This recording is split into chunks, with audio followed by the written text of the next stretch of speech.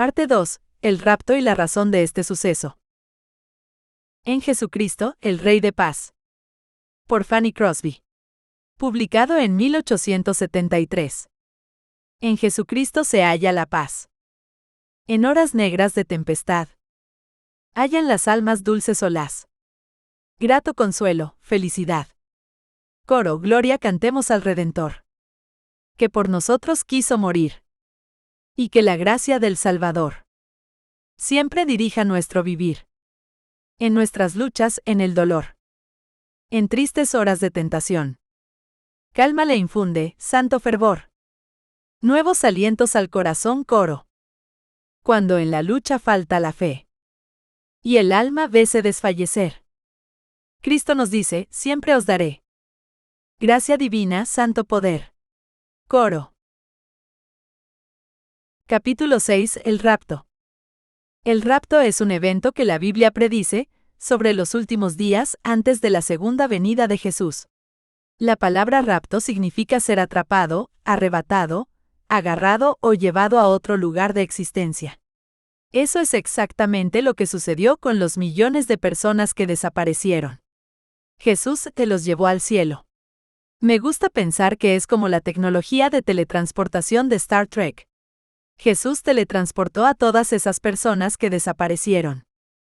Los millones de personas desaparecidas no parecen tener nada en común. Serán de todo el planeta y de diferentes razas, géneros, edades, ingresos y culturas. Sin embargo, tenían una creencia muy importante en común. Cada persona desaparecida había puesto su fe en Jesucristo. A lo largo de este libro, me referiré a estas personas como creyentes. Algunos de ustedes se preguntarán quién es este Jesús, por qué alguien pondría su fe en él y qué significa tal acción. Esas son grandes preguntas y exactamente lo que deberías estar preguntando. Respondo a cada una de esas preguntas en detalle, en la tercera parte de este libro. En este capítulo, explico por qué Jesús se los llevó, por qué se quedaron atrás y lo que esto significa para ti. La Biblia es la palabra de Dios y contiene la verdad porque Dios la escribió. Dios es la verdad. Dios utilizó a hombres para escribirla, pero les dio las palabras exactas que debían decir. Consulta la quinta y sexta parte de este libro para aprender todo sobre la Biblia y por qué puedes confiar en ella. Es una maravillosa carta de amor de Dios. Toda escritura es inspirada divinamente y útil para enseñar, para redarguir, para corregir, para instituir en justicia, para que el hombre de Dios sea perfecto, enteramente instruido para toda buena obra. Segunda Epístola a Timoteo 3, 16 a 17. Si queremos saber por qué Dios se llevó a las personas que desaparecieron, entonces tenemos que buscar respuestas en la Biblia. Empecemos por entender lo que la Biblia dice sobre el rapto. Tampoco, hermanos, queremos que ignoréis acerca de los que duermen, que no os entristezcáis como los otros que no tienen esperanza.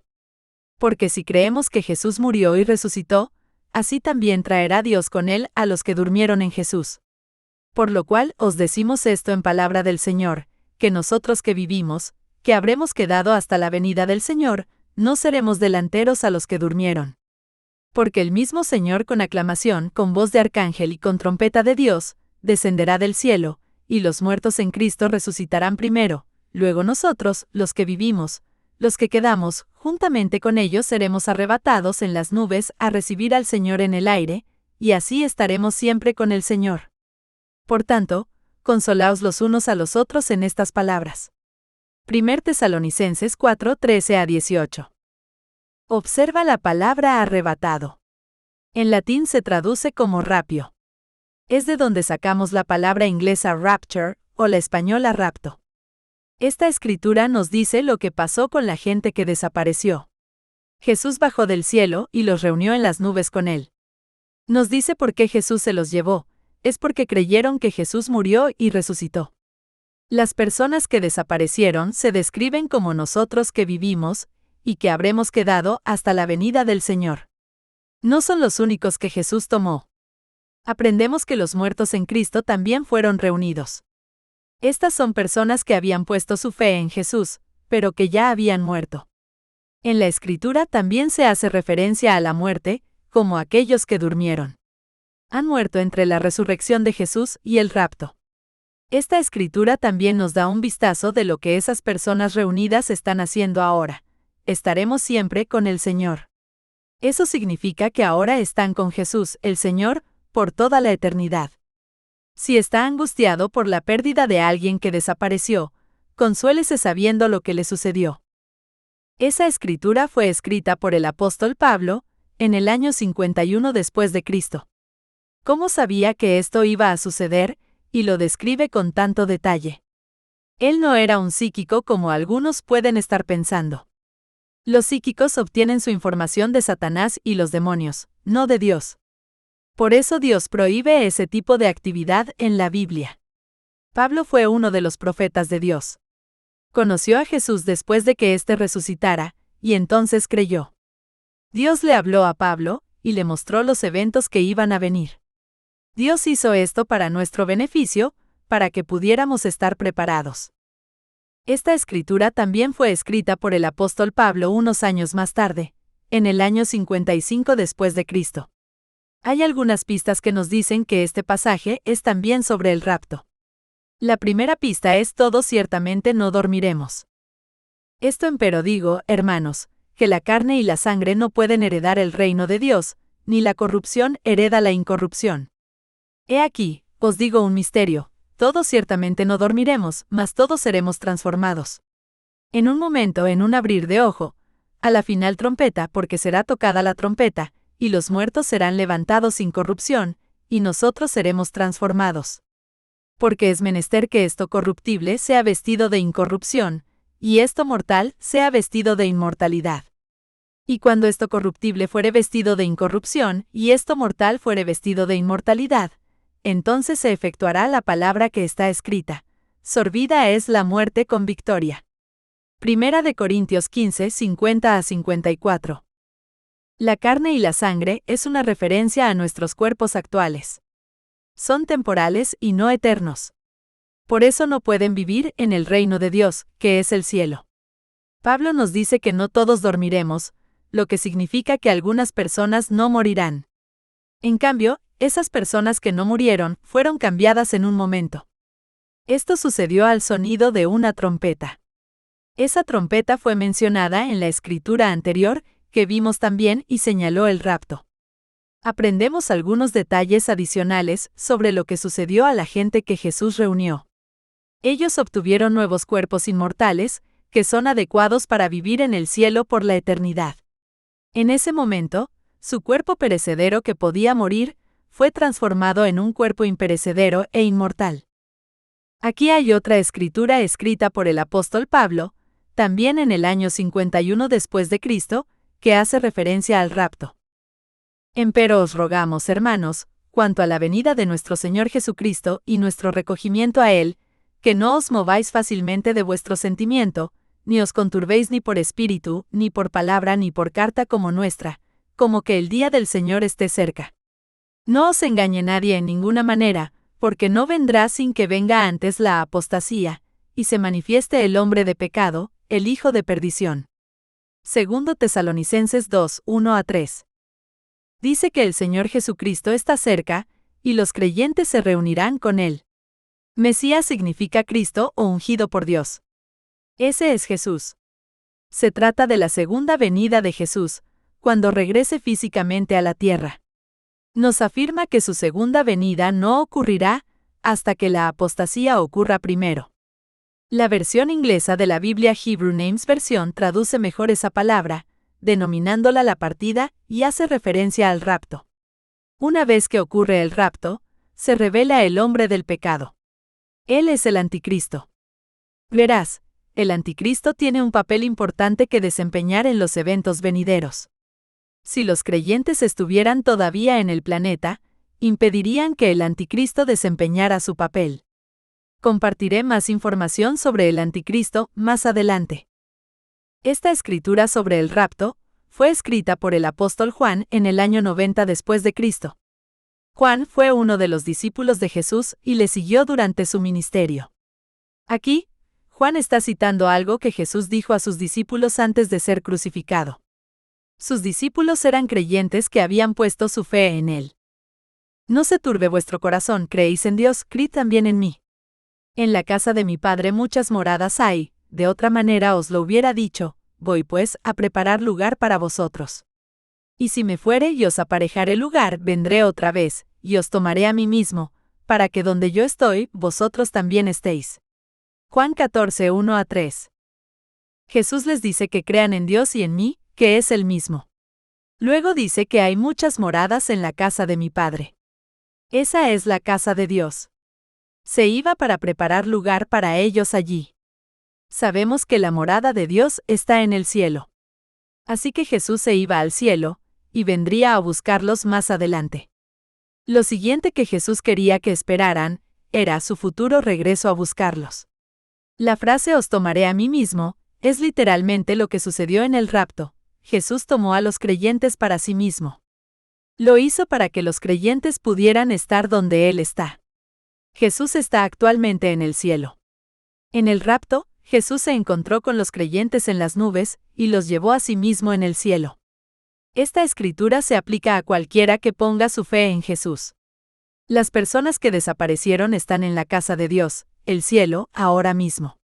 Si pones tu fe en Jesús, también recibes esta promesa. Jesús tiene un lugar preparado solo para ti también. Algunas personas han interpretado esa escritura como si se tratara de la segunda venida de Jesús, cuando aparezca físicamente en el planeta nuevamente. Pero eso no tiene ningún sentido. En la segunda venida de Jesús, los creyentes ya están con Él en el cielo y de hecho vienen con Él a la tierra. Jesús no va a recibir o llevar a nadie a sí mismo en su segunda venida. No, esa escritura está hablando del rapto. Las escrituras relacionadas con el rapto que he compartido hasta ahora provienen de los libros del Nuevo Testamento de la Biblia. Así que puedes pensar que el rapto es un concepto relativamente nuevo y solo algo enseñado después de la muerte y resurrección de Jesús. Este no es el caso. El rapto también se menciona en el Antiguo Testamento. Veamos un par de escrituras que describen el evento. A continuación, te comparto una mención escrita por el profeta Sofonías en el siglo VII a.C. Insta a la gente a buscar a Dios, que se llama Jehová. Esto es para que puedan ser protegidos o guardados durante el día de la ira de Dios. Eso es exactamente lo que hizo el rapto con los seguidores de Jesús. Los protege de la ira de Dios. Buscad a Jehová todos los humildes de la tierra que pusisteis en obra su juicio. Buscad justicia, buscad mansedumbre, quizás seréis guardados en el día del enojo de Jehová. Sofonías 2:3. Esto fue escrito por el rey David en el siglo X a.C. En esta escritura, nos dice que anhela vivir en la casa de Dios. Él sabe que es donde estará escondido en secreto, durante el día de la angustia. Esa fue una de las razones del rapto. Dios tomó a los creyentes y los tiene escondidos de forma segura en el cielo. Están protegidos de la ira de Dios, y de la destrucción y las mentiras de Satanás, durante este tiempo tan difícil y peligroso. Una cosa he demandado a Jehová, esta buscaré, que esté yo en la casa de Jehová todos los días de mi vida, para contemplar la hermosura de Jehová, y para inquirir en su templo. Porque Él me esconderá en su tabernáculo en el día del mal, ocultaráme en lo reservado de su pabellón, pondráme en alto sobre una roca. Salmos 27, 4-5. Aquí está lo que creo que es la mejor descripción del rapto en el Antiguo Testamento.